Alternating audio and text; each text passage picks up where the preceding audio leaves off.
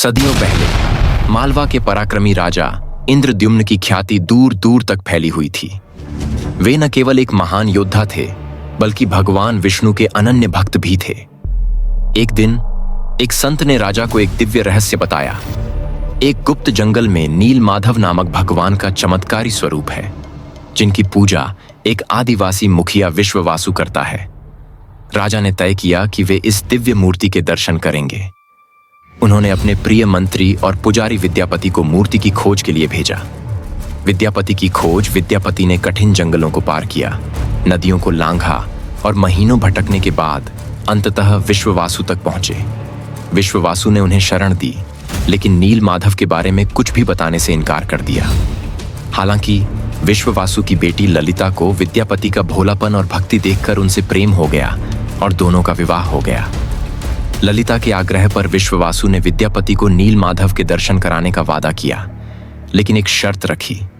उन्होंने विद्यापति की आंखों पर पट्टी बांध दी ताकि रास्ता गुप्त रहे। विद्यापति ने चालाकी से अपने साथ सरसों के बीज छुपाकर रास्ते पर गिरा दिए। कुछ दिनों बाद जब बीज अंकुरित हुए तो राजा इंद्रद्युम्न खुद उस रास्ते का पीछा करते हुए पहुंचे।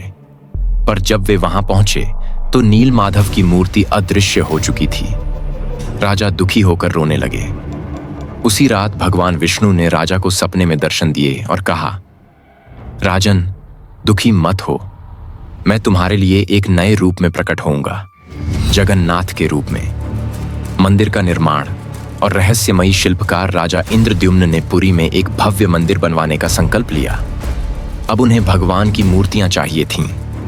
तभी एक वृद्ध बढ़ई, असल में विश्वकर्मा का रूप, आया और मूर्तियां बनाने का वचन दिया, लेकिन शर्त रखी, जब तक मूर्तियां पूरी न हों कोई दरवाजा नहीं खुलेगा। 21 दिन बीत गए। राजा की जिज्ञासा बढ़ती गई। आखिरकार उन्होंने दरवाजा खोल दिया। अंदर देखा तो बढ़ई गायब हो चुका था और 3 अधूरी मूर्तियां पड़ी थीं, जगन्नाथ, बलभद्र और सुभद्रा की। राजा दुखी हुए, लेकिन उसी क्षण आकाशवाणी हुई, इंद्रद्युम्न, यही मेरा सच्चा रूप है। मैं अपूर्ण नहीं हूं। मेरा यह रूप हर जीव को बताता है कि मेरी शक्ति रूप और आकार से परे है। जगन्नाथ का अनोखा स्वरूप राजा ने मूर्तियों को मंदिर में स्थापित करवाया। भगवान जगन्नाथ बड़ी बड़ी आंखों से पूरे ब्रह्मांड को देखने वाले। उनके अधूरे हाथ यह दर्शाते हैं कि भगवान की कृपा सीमाओं से परे है।